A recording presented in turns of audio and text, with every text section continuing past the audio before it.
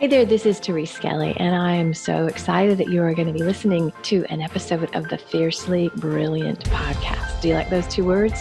Fiercely Brilliant. My hypothesis is that you are here for a reason. We all are.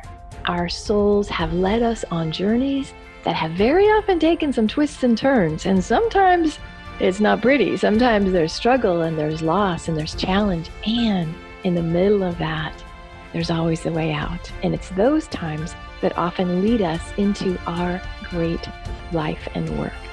So you're going to hear stories in these episodes of myself and other beautiful people that share the journey. They share how they got to the place where they're standing, working in their brilliance, and being the powerful leaders that they are. So stay tuned and enjoy this episode.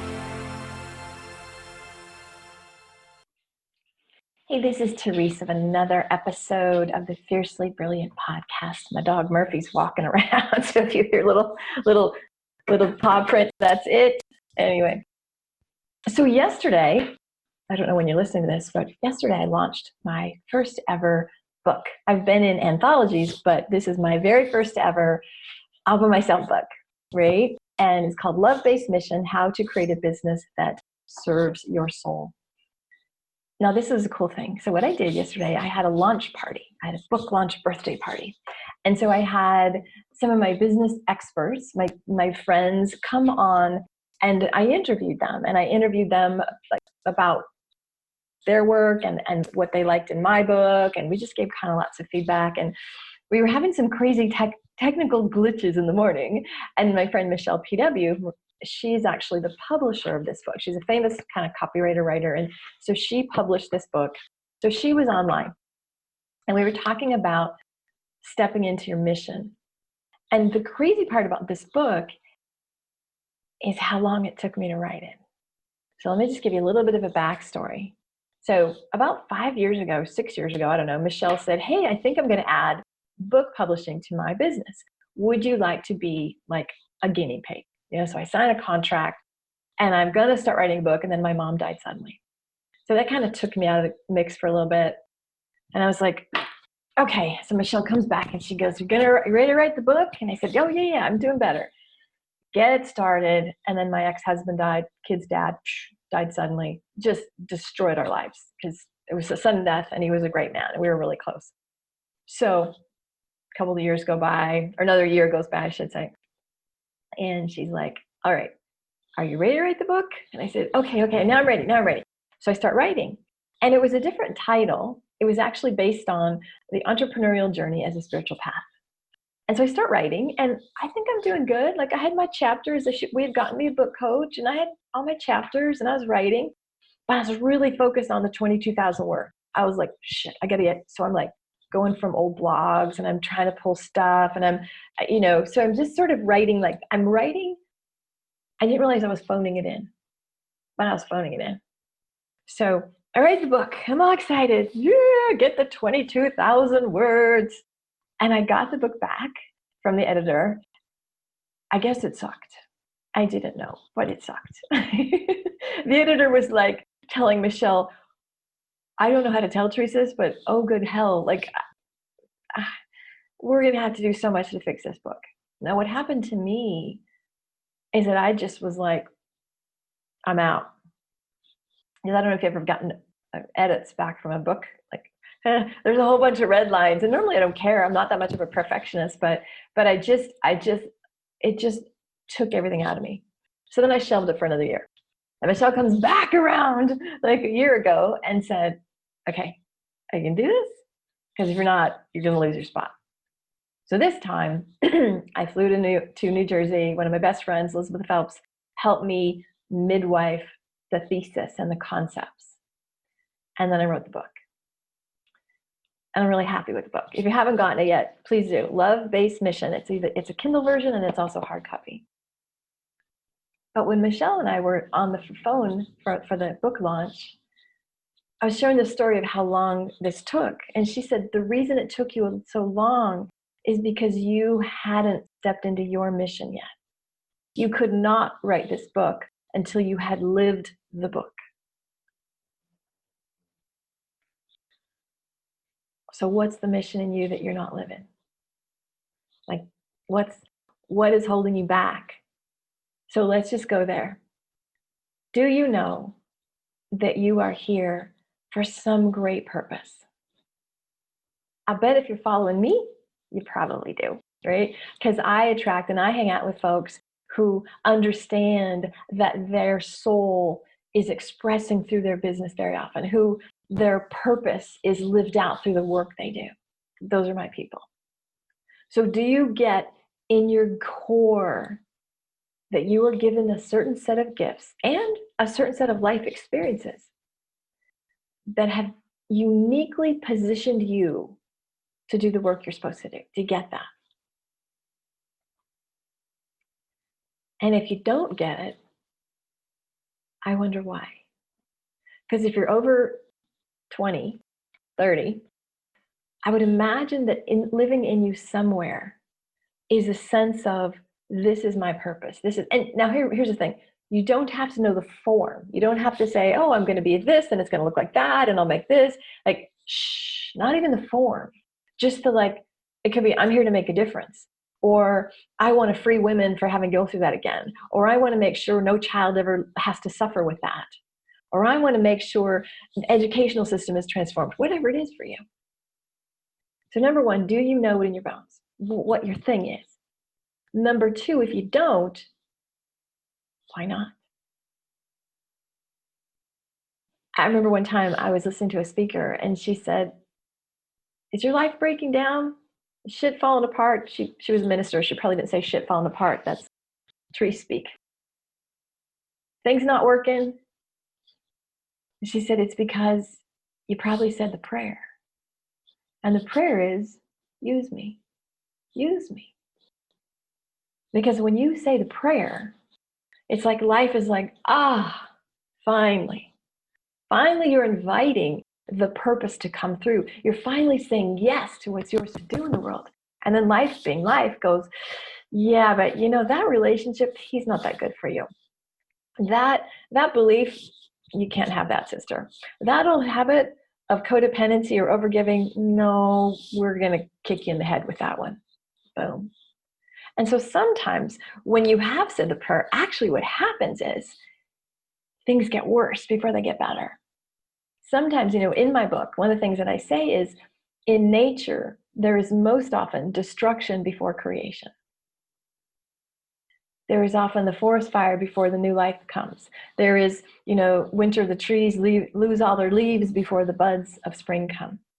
Like there's a cycle. It's not just like an escalator where everything is just growing and beautifully like it's just stuff blows up, things, fires raise the land, things break apart, things die.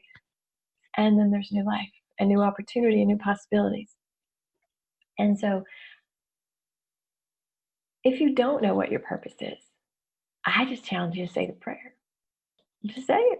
Just see what happens. You don't have to know exactly. You just have to know, I'm here to be of service, and I don't even know how that looks, but I'm a yes to the service. I'm supposed to, in this cosmic little playground we're all on, I got a part, and I'm ready to play my part. So show me what's next. I know for me, what held me back from stepping into my purpose, truthfully, was I was afraid. See, if you know my story, I was a psychotherapist for bunches of years. So I knew a lot, right? I'm a smart girl. And when you're a therapist, you have a lot of understanding about how people are wired and why they suffer and how to get out of it. And probably 8 years ago, somebody said to me, you're a healer, right? And I was like, what are you talking about?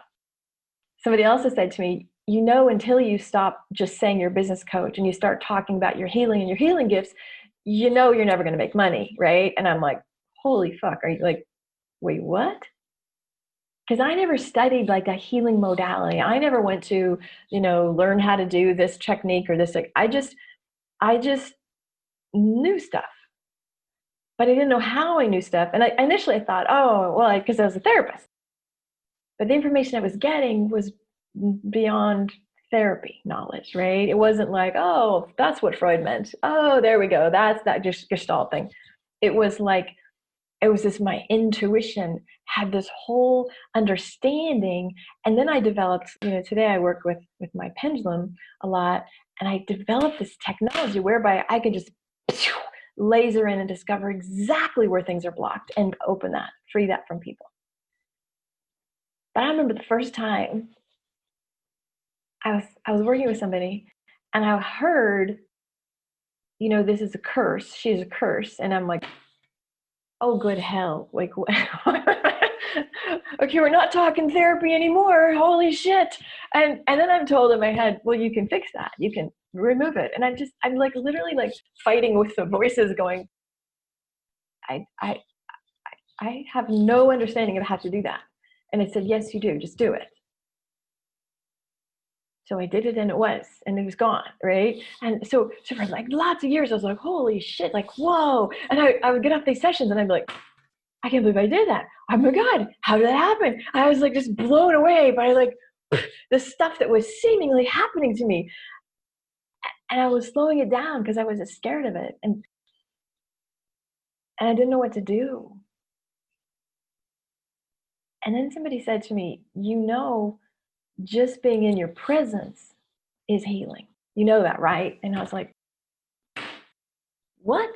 Because I had been trained as an overgiver. I had been trained codependent, like, oh, I got to give you this and this and this and this. So I built my whole business on overgiving. I'm like, wait, just being so what I'm sharing with you is how hard it was to step into, oh, this is my work. This is my mission. Scared the shit out of me because I was literally convinced, oh, you're going to think I'm a nut. And you might. And if you do, I am. We're all good. We're in agreement with that, right? It took me years. I was terrified. And so that's why my business, like I would be split, right? I'm a business coach. Shh, I'm really a healer. I do your marketing. Actually, I really wanted to work with your soul. So I experienced a drop in income. I'm sure I confused the hell out of my audience. Like, well, what do you really do? It's like you would come for one thing and I would sneak and I would do the other thing. And so I finally, after I had actually the last death, when Jim died, when everything is raised, when everything is just stripped away, you got nothing to lose. It's like, fuck it. Like, I'm tired of living less than how I want to live. I'm no longer willing, because life is really short. I determined that I was no longer willing to do things that weren't my greatest joy. And I'm good at marketing. I love that. I love to teach all that stuff. But my joy, my true work is this soul stuff, this energy stuff. And after you had the losses that I've had, you can no longer go back. You can no longer just sell shit to make money anymore. Right? And so I want to challenge you. I didn't know I'd get so emotional today. I want to challenge you to really examine, are you living your mission? And I share my story because I want you to go, what would it be for me? What is holding me back? So number one, you might not know what it is exactly, but I kind of call bullshit on that. You probably do, but you have been afraid of it. There are clues. One of the questions, this is just a basic coaching question. I got to get a prop. Hold on one second. One of the questions they ask in basic life coaching school is, what did you want to do when you were a child? What were the games of your childhood? And guess what? I was Fairy Noelle. Noelle is my middle name, by the way. So I would run around the playground with my friend Fairy Jojo, and we would just we would just make magic. We would just transform. And I'm like, holy shit, all these years, that's what I've been doing. I've been working on making magic and transforming people my whole life. There are clues. There are clues. And so don't buy, I don't know what it is. You do know what it is. Sit yourself down and just allow it. Say the prayer. Okay, I'm ready. Use me.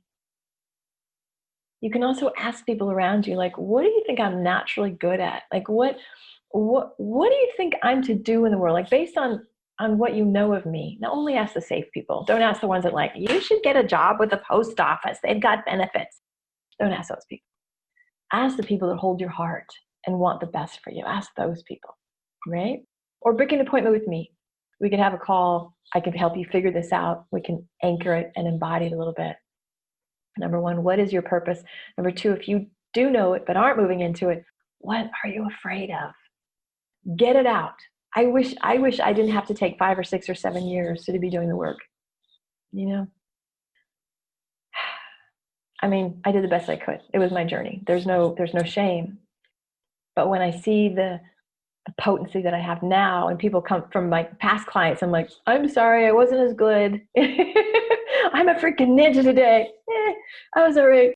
I was doing the best I could. I had a clean heart, you know? But I don't want you to take 6 years to like tip your toe in. Because I think in these times especially,